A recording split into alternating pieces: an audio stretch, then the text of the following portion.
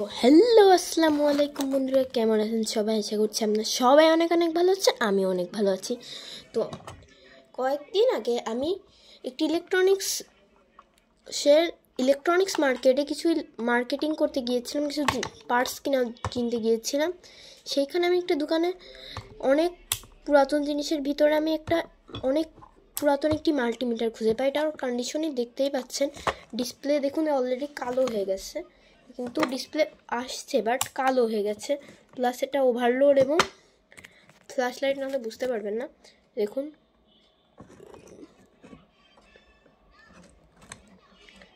Flash, এখানে battery symbol দেখাচ্ছে, plus overload দেখাচ্ছে, কারণ এটা হলো ব্যাটারিতে চার্জ নাই। তো চলুন এটা ব্যাটারিটা চেঞ্জ করে দেখি এটা কত বছর পুরাতন হবে। আপনারা কমেন্টসে জানাবেন। এই কোম্পানির মাল্টিমিটার আমি সচরাচর দেখিনি। আমি এই ধরনের মাল্টিমিটারগুলো দেখেছি, আর ইউনিটি কোম্পানি একটা ইন্ডিয়ান মাল্টিমিটার দেখেছি, যেরকম কোনো কোম্পানি থাকে না। তো চলুন, এই দেখুন এটা কিন্তু একদম কালো হয়ে গেছে ডিসপ্লে, কিন্তু আসছে কিছু, খুব হালকা আসছে। তো আমি এটাকে খুলে নিচ্ছি ব্যাটারি কেসিংটা।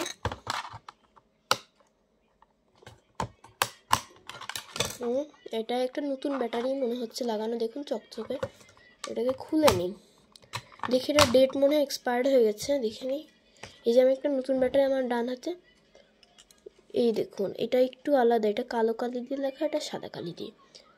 এটা আমার ডেট আছে 2025 সাল পর্যন্ত। ফোকাস করে দিই, 2025 পর্যন্ত ডেট আছে। আর এটা দেখি, ও মাই গড ভাই, দেখুন কত পুরাতন ব্যাটারি এটা।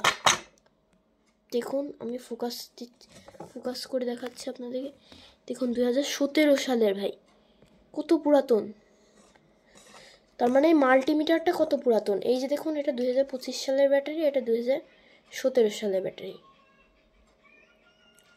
তাহলে চার্জ রয়েছে, এখন তো অনও হওয়ার কথা না মাল্টিমিটার, এত পুরাতন ব্যাটারি। তার মানে মাল্টিমিটার তো আরও পুরাতন, এই ব্যাটারিটা তো নতুন, তাহলে এই মাল্টিমিটার তো আরও পুরাতন। এটা পুরাতন ব্যাটারি, নতুন 2025 সালের। এটাকে লাগিয়ে দেখি, এখানে প্লাস মাইনাস দেওয়া রয়েছে, দেখি কি হয়। আগে লাগাবো না ক্যাপটা, দেখি সমাধান হলো কিনা।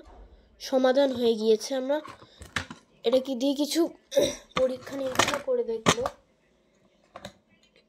এটা কি আদৌ কাজ করে কিনা।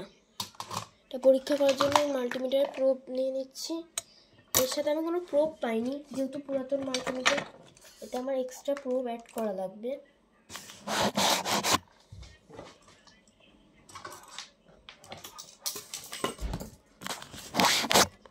তো বন্ধুরা, এই যে প্রোব, এখানে কিন্তু এটা মাল্টিমিটারটা অন হয়ে গিয়েছে। আশা করছি এটা কাজ হয়ে যাবে। অনেক পুরাতন যেহেতু, অনেক সময় কিছু কিছু মাল্টিমিটার আছে ডিসপ্লে আসে কিন্তু রিডিং দেয় না। অনেক মাল্টিমিটার দেখেছি এরকম, আমার নিজের কাছেও ছিল। তো চলুন আগে এটার মেজার করে দেখি এটা কত ভোল্ট আছে।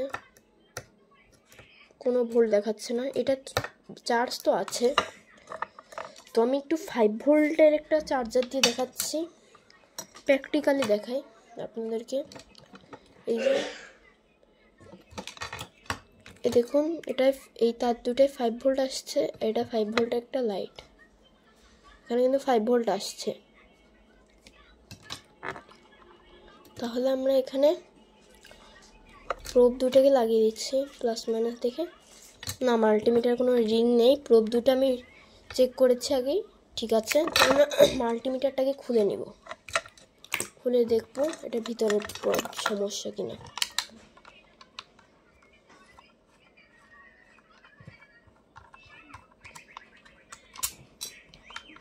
এই দেখুন, এখানে আমি খুলে দিচ্ছি। দুটা স্ক্রু থাকে, এবার সাবধানে খুলে নিতে হবে।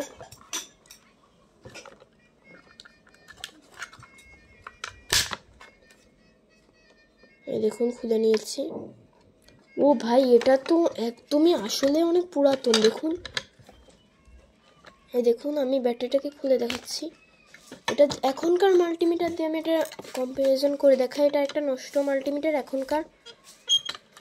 আর এই দেখুন এটার মাদারবোর্ড, আর এটা মাদারবোর্ডের সাইজ দেখুন, আর দেখুন এতে এক্সট্রা আইসি দিয়ে করা দেখুন।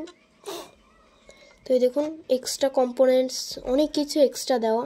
এখানে একটা ফিউজের জায়গা আছে, কিন্তু এটা কিন্তু ফিউজের জায়গাটাও নেই। তো আমি এখানে প্রবলেমটা কোথায় আমি সেটা খুঁজি। ও পেয়েছি, এই দেখুন এখানে একটা লাইন ভাঙা, মানে এটা মনে হয় শর্ট সার্কিটে কোনোভাবে ফিউজ হয়ে উড়ে গেছে লাইনটা আর কি। তো আমি এটাকে চেক করে দেখি আপনাদেরকে। এই যে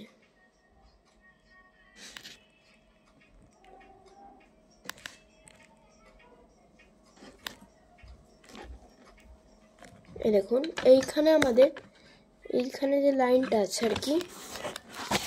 তো বন্ধুরা এই দেখুন এখানে কমনের যে লাইনটা এটা কিন্তু ভাঙাই, দেখুন ভালো করে, এই দেখুন এটার কমনের লাইনটা ভাঙা। তো আমি যে কাজটি করব, এখানে কপার ওয়াইন্ডেড অল্প একটু তার নিব, নিয়ে এখানে সোল্ডারিং করে দিব। এই যে এখানের কমনের লাইনটা এখান থেকে কমন নিব, এখানে আমি সোল্ডারিং করে দিচ্ছি। মানে এখান থেকে লাইনটা মিসিং হয়ে গেছে আর কি।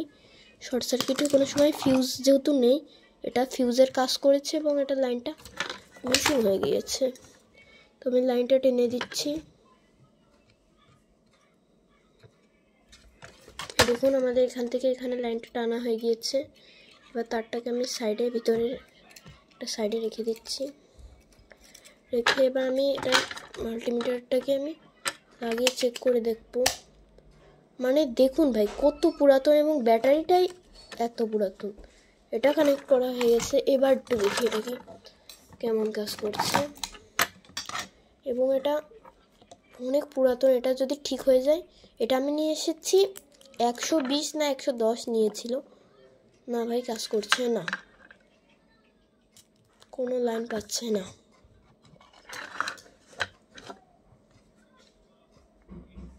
ও সরি, এইখানে এটা 100 ভোল্টে, এই যে 5 ভোল্ট আসছে 200 দিলে, এই যে অ্যাকুরেট 5 ভোল্ট আসছে।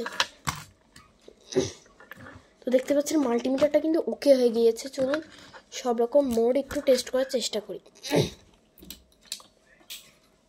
কীরকম, আমি প্রথমে রেজিস্ট্যান্স দিয়ে শুরু করব। এই যে সেদিন কিনে আনা 180 রেজিস্ট্যান্স, এটাকে আগে একবার মেজার করে দেখি এটা কেমন অ্যাকুরেট কতটা অ্যাকুরেট। 200 যেহেতু এটা 180 তাহলে 200 মধ্যে দিতে হবে। এই যে 184 দেখাচ্ছে, মানে তারটা বেঁকা রাখা যাবে না, একদম সোজা রাখতে হবে। এই যে তারটা একটু রাস্ট আছে, তাই জন্য এরকম হচ্ছে আর কি।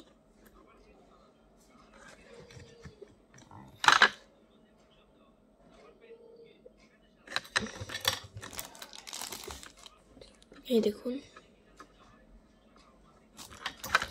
ভালো করে দেখাই, মানে প্রুফগুলো ভালো না আর কি, কম দামি প্রুফ। তো এই দেখুন 185 মানে এটা 180 অ্যাকুরেট একটু এদিক ওদিক হয়। রেজিস্ট্যান্স মেজারে ভালো মানের মাল্টিমিটার ছাড়া একদম অ্যাকুরেট ভোল্ট দেখাতে পারে না কোনো মাল্টিমিটারই বলতে গেলে। তো এবার একটু কন্টিনিউটি মোডটাকে টেস্ট করি। রেজিস্ট্যান্স তো চেক করলাম, এবার কন্টিনিউটি।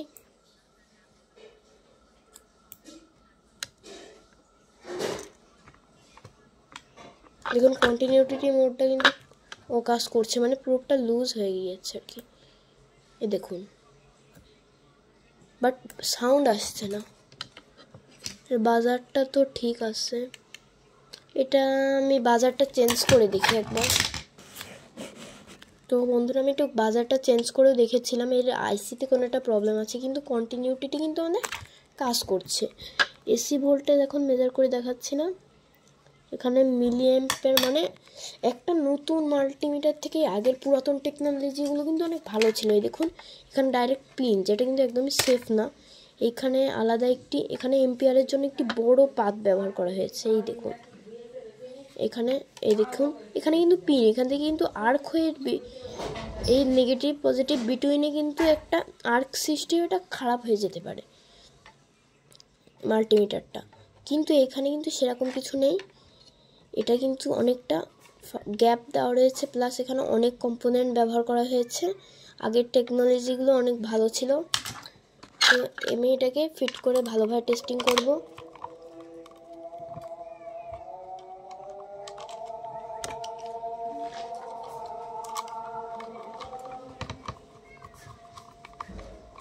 যেহেতু এটা আমাদের রিপেয়ার করা হয়ে গেছে, জাস্ট এখানে একটা লাইন মিসিং ছিল।